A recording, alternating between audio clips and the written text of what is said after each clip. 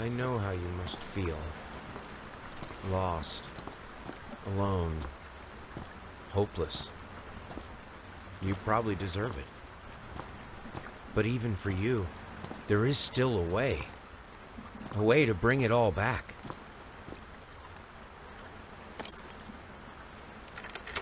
The one precious thing you ever truly desired.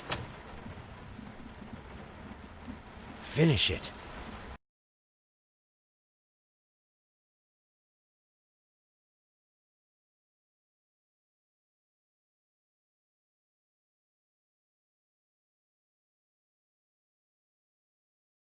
What's up, YouTube? Welcome to this week's episode of 5 Minute Indies, the only place on the internet where you can find a content creator with a speech impediment that makes a YouTube series with a time limit on it.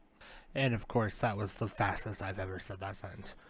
Anywho, this week's episode of 5 Minute Indies is going to go over my thoughts about layers of fear.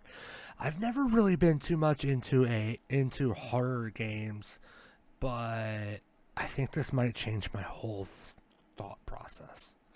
I know my fiance will disagree with you on this, but I don't really get scared too often. I'm a pretty emotional guy, but other than jump scares, it doesn't really get to me. But something about this just, basically, to give you a quick rundown of the story, Layers of Fear is the first game in a series of games. It's a first-person psychedelic horror game with a very heavy focus on story and exploration. At first, I was kind of lost on what to do, but then once I finally got to the point where I was on the story track, I kind of had to force myself to get away from it.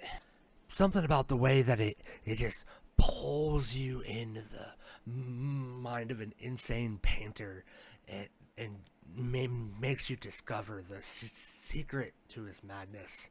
And you walk through this constantly changing giant Victorian era mansion where you uncover the visions, fears, and horrors that entwine the painter and finish the masterpiece he has strived so long to create.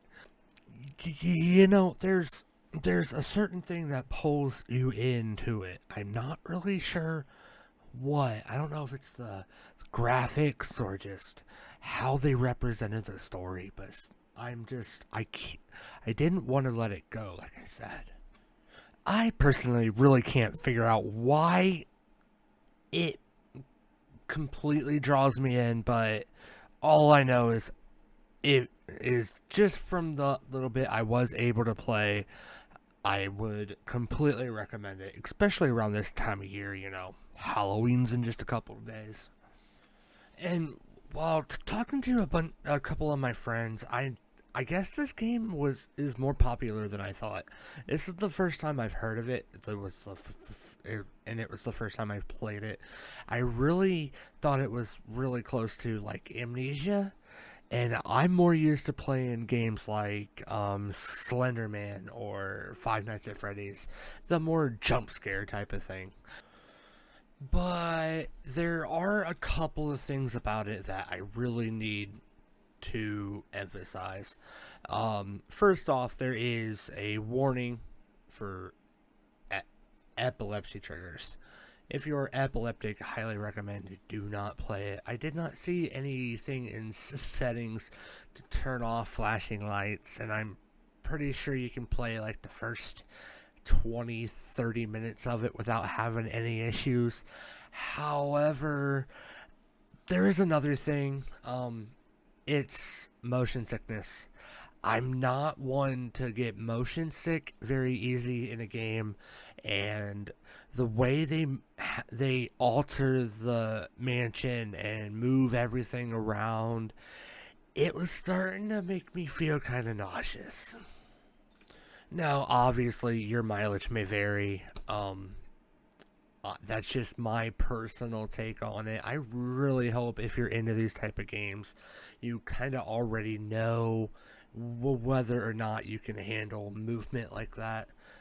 I've only had that issue on, I think, one other game, and I've played a lot of games personally.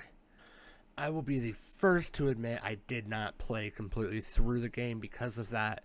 I couldn't find any settings to change it, and I was already nauseous, so I couldn't really give you guys a good thought process that if there were settings, it would honestly change anything because I was already nauseous. All in all, I would put this pretty high on the list of the horror games I do know about and have played.